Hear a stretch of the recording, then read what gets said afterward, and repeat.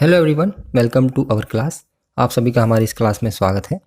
आज की जो हमारी क्लास है वो है लाभ, हानि और बट्टा के लिए, और आज हम थर्ड टाइप के सवालों को पढ़ेंगे। इससे पहले हम इसकी एक वीडियो बना चुके हैं जिसमें हमने इस टॉपिक की फर्स्ट और सेकंड टाइप के सवालों को कवर किया है। काफ़ी बड़ा टॉपिक है, इसलिए इसमें काफ़ी सारे टाइप आएंगे। तो आज जिस टाइप के सवाल हैं वो इस प्रकार हैं। एक दुकानदार एक वस्तु को 12% के लाभ पर बेच देता है। यदि वह 18 रुपये अधिक मूल्य पर बेचता तो उसे 18% का लाभ होता है। वस्तु का क्रय मूल्य ज्ञात कीजिए। तो पहले हम सवाल को समझेंगे और इसे ट्रिक के माध्यम से हल करेंगे, क्योंकि ये जो हमारी क्लास है ये कंपटीशन मैथ्स के लिए है, जहाँ पर हमारे पास टाइम बहुत कम होता है। इसलिए हम इन्हें ट्रिक के माध्यम से हल करना सिखाएंगे। तो इसे हल करने के लिए क्या करेंगे, सबसे पहले हम ये देखेंगे कि सवाल कह क्या रहा है। सवाल ये कह रहा है कि अगर हम कोई वस्तु पहले बेचते हैं तो उस पर 12% का लाभ होता है, और अगर हमने उसके विक्रय मूल्य में 18 रुपये बढ़ा दिए तो लाभ हमारा 6% बढ़ गया। तो बताइए वस्तु कितने रुपए में खरीदी गई है। तो देखिए, सबसे पहले इन सवाल में हम करेंगे कि पहले वाले लाभ में और दूसरे वाले में क्या डिफरेंस है।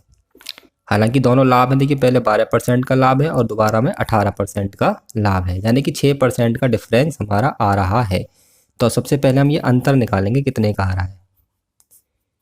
18 माइनस 12 यानी कि 6% का हमारा आ रहा है अंतर। और 6% का अंतर किस वजह से है, क्योंकि हमने 18 रुपये बढ़ा दिए हैं। अब इसे करेंगे एक एक नियम की सहायता से हल। कैसे, देखिए 6% का अंतर है बराबर 18 रुपये से, ठीक है। 1% का अंतर आएगा 18/6 रुपये से, और 100% का अंतर निकालना है तो 18/6 गुणा 100।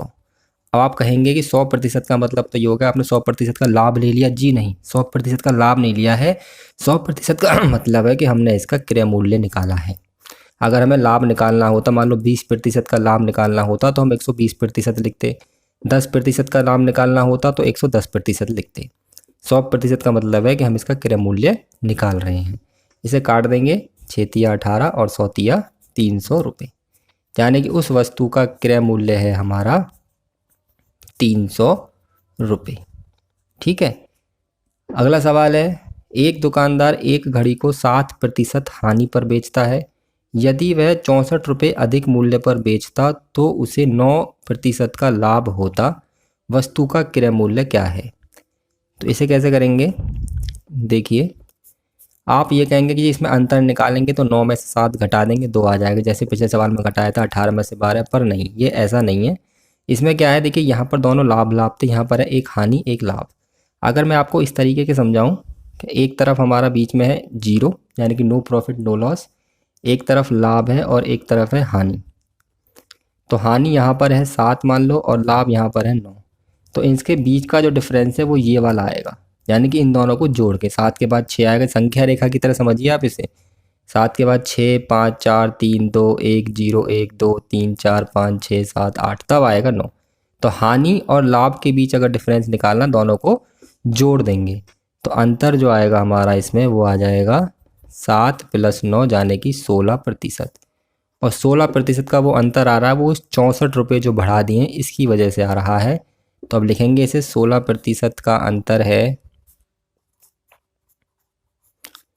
बराबर 64 रुपये से, इसी की वजह से आ रहा है। 1% का अंतर आएगा 64/16 रुपये से, और हमारा 100% निकालना है क्योंकि हमें क्रय मूल्य निकालना है। 100% का अंतर है 64/16 गुणा के 100। 16 से कट जाएगा 4 बार और 100 चौका 400, तो इसका क्रय मूल्य आ गया हमारा 400 रुपये। दोनों सवाल एक से हैं, बस थोड़ा सा अंतर इसमें यह है कि इसमें दोनों लाभ लाभ हैं और इसमें एक हानि एक लाभ है। अगला सवाल है सवाल नंबर 3। सवाल नंबर 3 कह रहा है, एक दुकानदार एक वस्तु को 15% के लाभ पर बेचता है। यदि वह इसे 100 रुपये अधिक मूल्य पर बेचता तो उसे 20% का लाभ होता। वस्तु पर 25% का लाभ लेने के लिए वह इसे कितने रुपए में बेचेगा।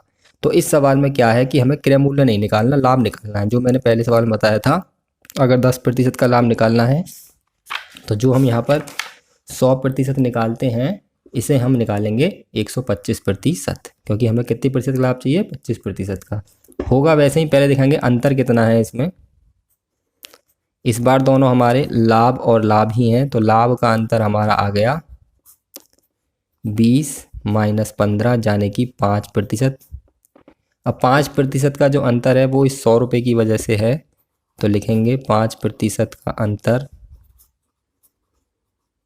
बराबर है 100 रुपये से। 1% का अंतर आएगा 100/5 यानी कि 20 रुपये से, या मैं यहाँ ना काट सकूँ।